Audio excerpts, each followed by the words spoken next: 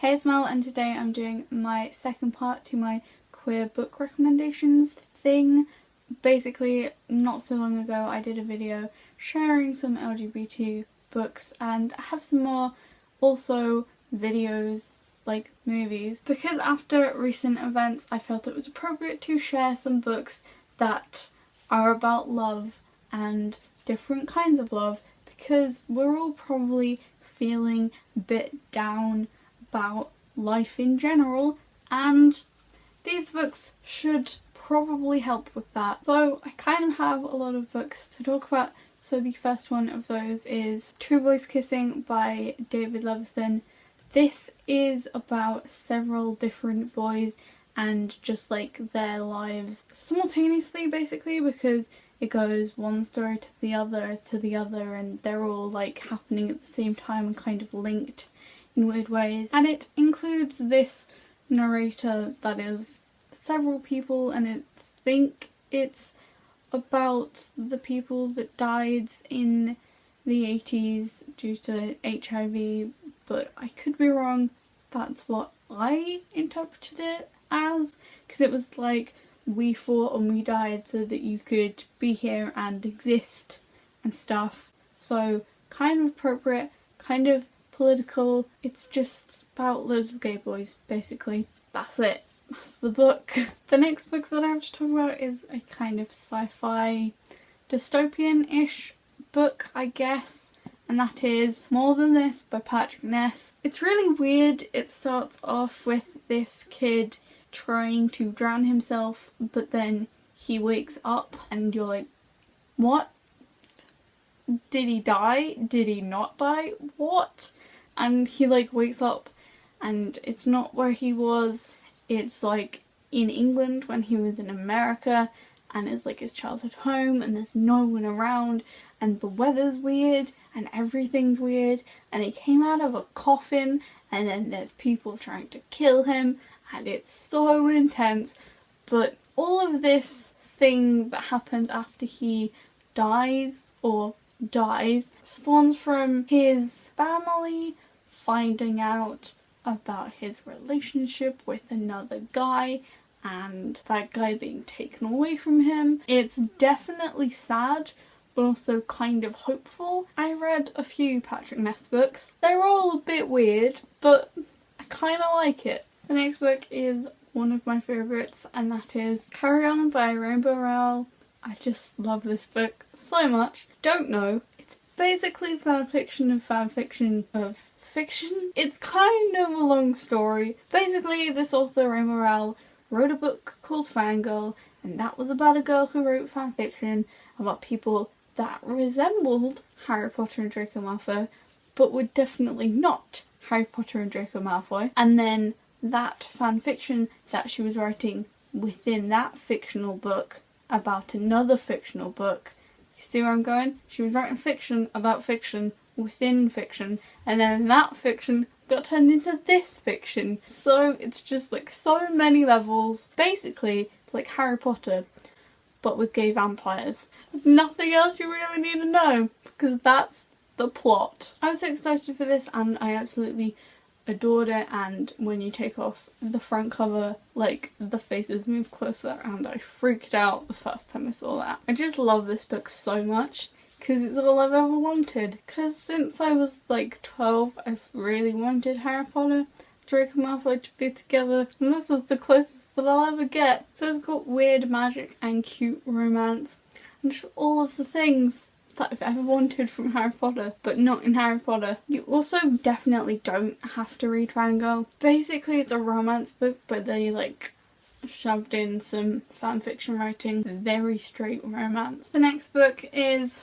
Aristotle and Dante Discover the Secrets of the Universe by Benjamin Elias Sands.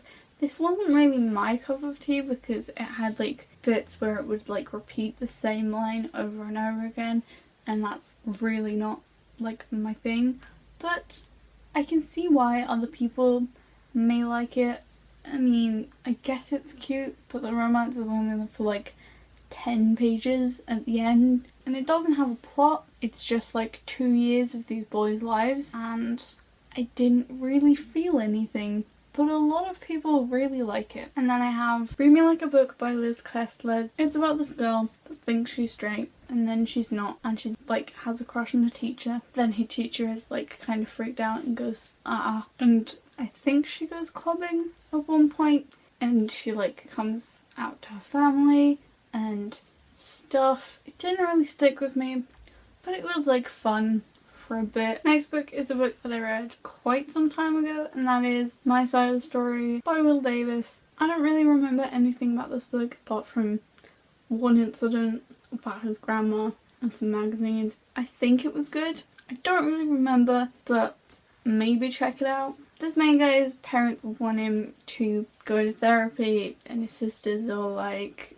religious and stuff, and his school's kind of a nightmare. But then there's hot guy. The next book that I want to talk about is What They Always Tell Us by Martin Wilson. This is about two brothers. One of them's gay, one of them's not. One of them has to like deal with crazy girls, and the other one deals with a cute boy and showering together and stuff. And I don't really remember much else. It's basically about their family and them dealing with each other and being supportive to each other, even though they kind of hate each other because they're brothers. I mean, it wasn't like brilliant, but it was cool and like a fun time for like 300 pages or 200 pages. The next couple of books I read like this month, so like very recent. The first of those is Lies We Tell Ourselves by Robin Talley. This was so emotional. It's about this girl who's one of the first people. Lies We Tell Ourselves by Robin Talley. This is about this girl who is one of the first black people to be integrated into a white school in the 50s, late 50s, I think it's 59, and she starts up this kind of romance thing with the like least likely person ever. And it's the daughter of like the main guy that's all like integration's bad, segregation, and it's like touches upon loads of things that I haven't learnt about. Even though I'm really into history, I've never really learnt about this stuff, and I mean it's quite much. Like I had to stop myself from just like getting distracted by thinking about politics and how America is really bad right now, because it has a lot of racism in and politics and stuff. Like, I mean, it has lots of like racial slurs that I've never come across before. That was weird, and I mean, I guess it's supposed to make you uncomfortable. It was a bit much, so it's not like a fun book that you can just like flip through and you're like, oh yeah, romances and 50 skirts and stuff. It's like heavy stuff, but I really enjoyed this and I think that it's great, like really great. Even though for like half the books the only thing that's really said is there's something wrong with me, there's something wrong with me, there's something wrong with me, it's against nature, it's against nature, it's against nature. Like that's what they both think for like half the book. It's the only thing that happens. So basically it's just really difficult but good. Next book is one of my favourite books that I've ever read because it's great. It makes me so happy, and that is You Know Me Well by Nina LaCour and David Levithan. If you don't know, Nina LaCour wrote my favourite book, Everything Leads to You. It's right there. I love it so much. It's so good because it's all about like behind the scenes of film and this girl and it's romance and it's mystery. It's so cool. So I was really excited for this book, and it came out on the 7th, but I actually read it before the 7th. Like I think I finished it on the 7th or the 8th because I went to London and it was just like in foils like 3 days early. This book is so good. Basically these two kids, they meet each other in like this packed club in the middle of like the first night of Pride, and they've sat next to each other for like a year but never talked to each other, and then they spark up a friendship like immediately, and they talk about their love troubles because this guy is in love with his best friend and they're kind of sort of boyfriends but not really, and it's kind of heartbreaking. And then she's running away from this girl that she's in love with even though she's never met because her friends are weird and she's not really friends with her friends anymore. and she runs away from things when she's scared. So they meet, they try to go after this girl. It's like a week of their lives. It's the last week of school, it's the first week of Pride. It's amazing. It's in San Francisco, and I cried several times, sometimes from sadness, sometimes from happiness. I got very attached to everyone, and it's intense. This is probably definitely the first time that I've ever read a book which includes like non-binary people, which is amazing. It's just about these two queer kids having the time of their life, and it's amazing. The last proper book that I want to talk about is also a recent read, and that is Trials of Apollo, The Hidden Oracle by Rick Riordan.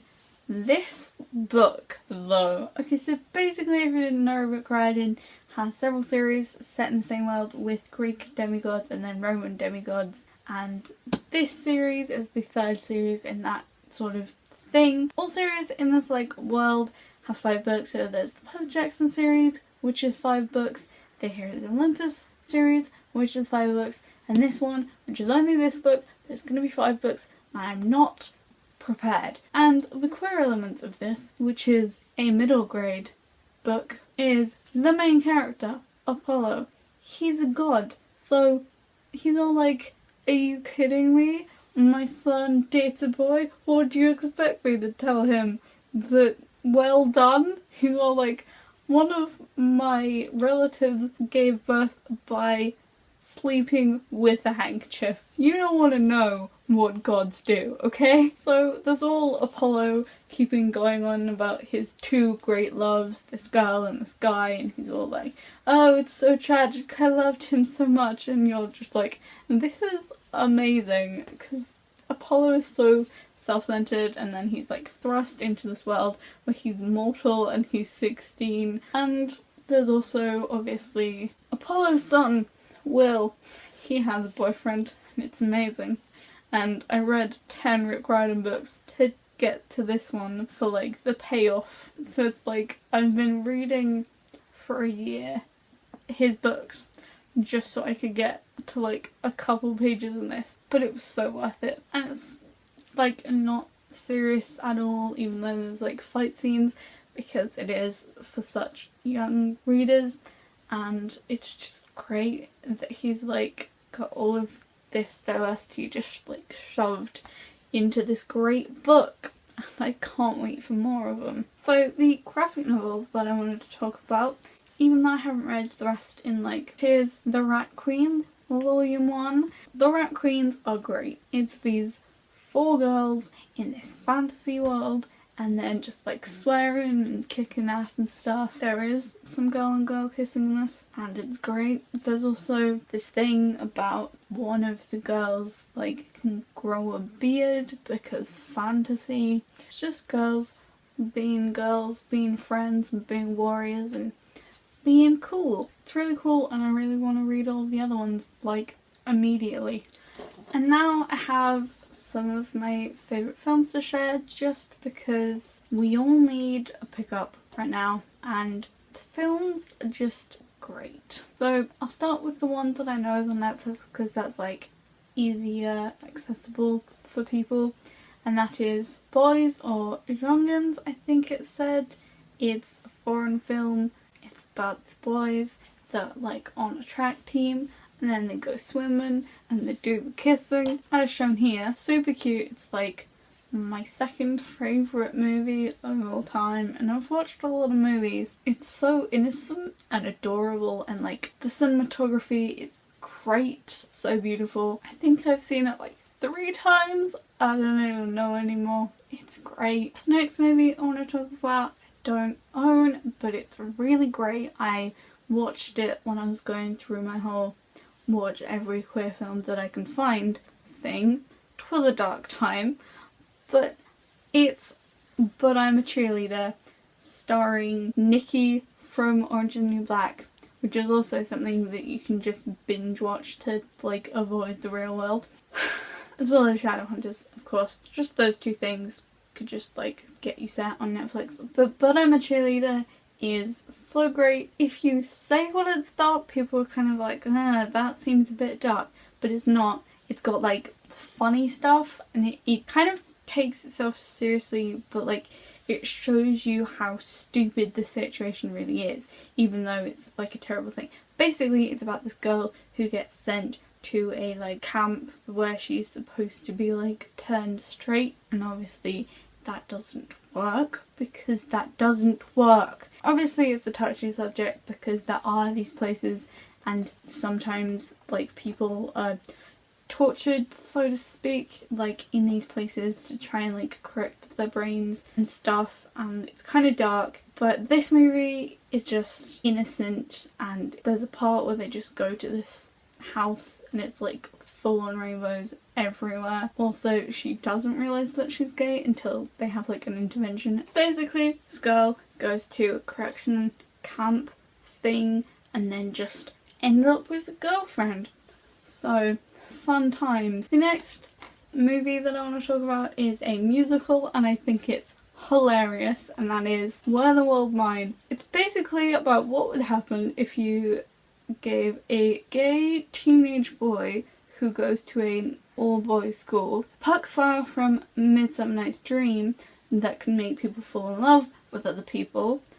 It's havoc, because he just makes everyone gay in like the whole town. But I really like it, even though it's cheesy and kind of awful. I just love it. Another thing you could watch is Midsummer Night's Dream, Russell T Davies' take on it, because it ends with lesbian fairies just kissing in the sky. It was like, that was on BBC One. Amazing! It's like Shakespeare but gayer, and that's saying something because a lot of those sonnets were about like that guy. The next movie is historical, and it kind of shows like the awful things that were happening, but it also shows like communities coming together, like celebrating things and stuff, and that is Pride. And I may be wearing a shirt that is featured in the movie, but we're not going to talk about that because that makes me seem like a massive nerd. It's basically about these people that really existed in this bookshop that I go to every time I go to London. Like, I went there